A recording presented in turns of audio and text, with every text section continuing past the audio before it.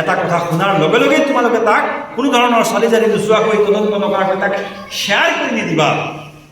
চালি জাৰি চাবা যে কথাটো সঁচা নে মিছা।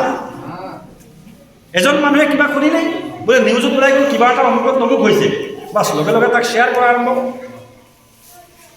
কোনোবা এজনে ইছলাম গ্ৰহণ কৰিলে তাক সঁচা মিছা কোনো তদন্ত নকৰাকৈ শ্বেয়াৰ কৰা আৰম্ভ কৰে। এজন মানুহ মিছলীয়া হ'বৰ কাৰণে ইমানেই যথেষ্ট যে তেওঁ যিটোকে শুনে তাকেই মানুহৰ ওচৰত গাই কৰে। ঠিক আছে, এজন মানুহ মিছলীয়া হ'বলৈ ইমানখিনিয়ে যথেষ্ট যে যিটোকে শুনে সি সেইটোকেই মানে প্ৰচাৰ কৰে। সেইকাৰণে এইটো আমাৰ কাৰণে চবক আজিৰ যুগত এইটো যথেষ্ট এটা মানে গুৰুত্বপূৰ্ণ আমাৰ কাৰণে শিক্ষা যে আমি আজি ছ'চিয়েল মিডিয়াৰ যুগত যিটোকে শুনিলোঁ সেইটোকে শ্বেয়াৰ কৰি দিয়াটো আমাৰ মুছলমানৰ কৰ্ম হ'ব নোৱাৰে।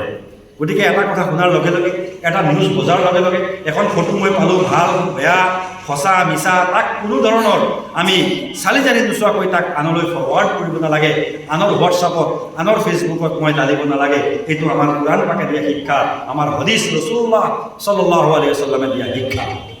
আজি আমাৰ নতুন প্ৰজন্মই এই ক্ষেত্ৰত বহুত গুৰুত্ব দিয়া দৰকাৰ যে এটা কথা শুনাৰ লগে লগেই তাক কোনো ধৰণৰ তদন্ত নকৰাকৈ, তাক কোনো ধৰণৰ হেৰি নকৰাকৈ, মানে তাহকিক নকৰাকৈ যদি আমি প্ৰচাৰ কৰোঁ তেতিয়াহ'লে এইটো আমি মিছলীয়াৰ অন্তৰ্ভুক্ত হওঁ।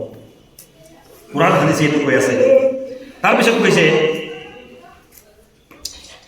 ইয তালাক্কাউনাহু বিআলসিনাতিকুম ওয়া তাকুলুনা বিআফওয়াহিকুম মা লাইসা লাকুম বিহি ইলম ওয়া তাহসাবুনাহু হাইয়িনা ওয়া হুয়া ইনদাল্লাহি আযীম। ইয তালাক্কাউনাহু বিআলসিনাতিকুম, যেতিয়া তোমালোকে মুখেৰে এজনে আনজনক এই ঘটনাটোৰ কথা কৈ আছিলা যে আয়েশা সিদ্দিকাৰ যেনেকৈ বেয়া কাম কৰিছে, মিস্তাহে বেয়া কাম কৰিছে, তোমালোকে যেতিয়া কৈ আছিলা তোমালোকে কিয় কথাটো কোনো ধৰণৰ তদন্ত নকৰাকৈ, কোনো ধৰণৰ তাহকিক নকৰাকৈ তোমালোকে কিয় কৈ আছিলে? তোমালোকে ভাবিছিলে এইটো সহজ কথা। ওয়া হুৱা ইনদাল্লাহি আযীম, আল্লাহ তাআলাৰ ক্ষেত্ৰত, আল্লাহ তাআলাৰ ওচৰত কিন্তু বহুত ডাঙৰ গুনাহ।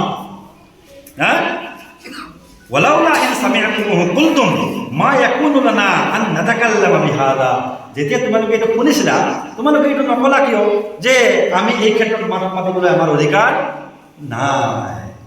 প্ৰত্যেকটো কথা আজি আমাৰ সমাজৰ কাৰণে, আমাৰ যুৱ প্ৰজন্মৰ কাৰণে, আজিৰ ছ'চিয়েল মিডিয়া ব্যৱহাৰকাৰীসকলৰ কাৰণে এটা এটা এটা শব্দ আমাৰ কাৰণে নচিহত, আমাৰ কাৰণে শিক্ষা। আল্লাহ তাআলাই কৈছে যেতিয়া তোমালোকে এই খবৰটো পাইছিলা, এজনে আনজনৰ ওচৰত শ্বেয়াৰ কৰি আছিলা, এজনে আনজনৰ লগত তোমালোকে মত বিনিময় কৰিছিলা যে হযৰত আয়েশা সিদ্দিকা ৰাদিয়াল্লাহু আনহা মিস্তাহাৰ লগত বেয়া কাম কৰিছে, তোমালোকে কিয় তেনেকৈ ক'লা?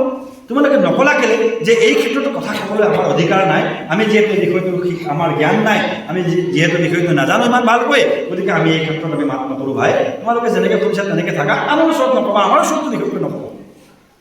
এইটো আমাৰ কাৰণে শিক্ষা নহয় জানো? কিবা এটা ঘটনাৰ কথা শুনিলৈ তাক সঁচা মিছা একো তাহকিক নকৰাকৈ আমি বেলেগৰ ওচৰত ফৰৱাৰ্ড কৰি আছোঁ। আজিকালিতো ফৰৱাৰ্ড কৰা আৰু শ্বেয়াৰ কৰাটো একেবাৰে সহজ কাম। বোলে শ্বেয়াৰ বটনটো টিপাই দিয়াৰ লগে লগে গ'ল বেলেগলৈ গুচি গ'ল।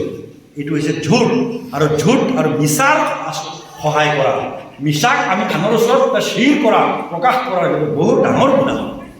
গতিকে আমাৰ যুৱ প্ৰজন্মই যিসকলে এই ক্ষেত্ৰত প্ৰচাৰ মাধ্যমৰ লগত, ছ'চিয়েল মিডিয়াৰ লগত জড়িত, এইসকলৰ কাৰণে আজিৰ এই আয়াত যথেষ্ট গুৰুত্বপূৰ্ণ আৰু যথেষ্ট শিক্ষণীয় কথা আছে। যদিও এই ঘটনা 1400 বছৰ আগৰ ঘটনা, কিন্তু কোৰাণ পাকৰ প্ৰত্যেকটো আয়াত, প্ৰত্যেকটো ঘটনা যুগৰ লগত খাপ খোৱা, যুগৰ লগত কিবা নহয় কিবা এটা কানেকশ্যন থাকে প্ৰত্যেকটো ক্ষেত্ৰত। আজি যেনেকৈ এইটো ৱাকিয়া ইফকু যেনেকৈ মানুহে সেই সময়ত অপপ্ৰচাৰ কৰিছিল, আজিৰ তাৰিখত যেনেকৈ যুৱ প্ৰজন্মৰ মাজত যি ছ'চিয়েল মিডিয়া খুব ব্যাপক ব্যৱহাৰ আছে, অপপ্ৰচাৰৰ ক্ষেত্ৰত যেনেকৈ আমাৰ যুৱ প্ৰজন্ম জড়িত হৈ পৰে, এই ক্ষেত্ৰত আমি মুছলমানসকল যিহেতু আমি ইছলামৰ দৌলত আমি লাভ কৰিছোঁ, কোৰাণৰ শিক্ষাৰে আমি শিক্ষিত, আল্লাহৰ নবী সাল্লাল্লাহু আলাইহি ওয়াসাল্লামৰ আমি শিক্ষাৰে শিক্ষিত, গতিকে এই ক্ষেত্ৰত আমি যথেষ্ট গুৰুত্ব দিয়াটো আমাৰ কোৰাণৰ দায়িত্ব, কোৰাণে প্ৰদান কৰা আমাৰ দায়িত্ব। ইনশাআল্লাহ আমি এই ক্ষেত্ৰত সতৰ্ক হ'ম, বিশেষকৈ যুৱকসকলে আমি এই ক্ষেত্ৰত যথেষ্ট সতৰ্ক হ'ম। কিবা এটা কথা শুনাৰ লগে লগে আমি এই কথাটো বৰ্ণনা কৰিব নালাগে। তাৰপিছত কৈছে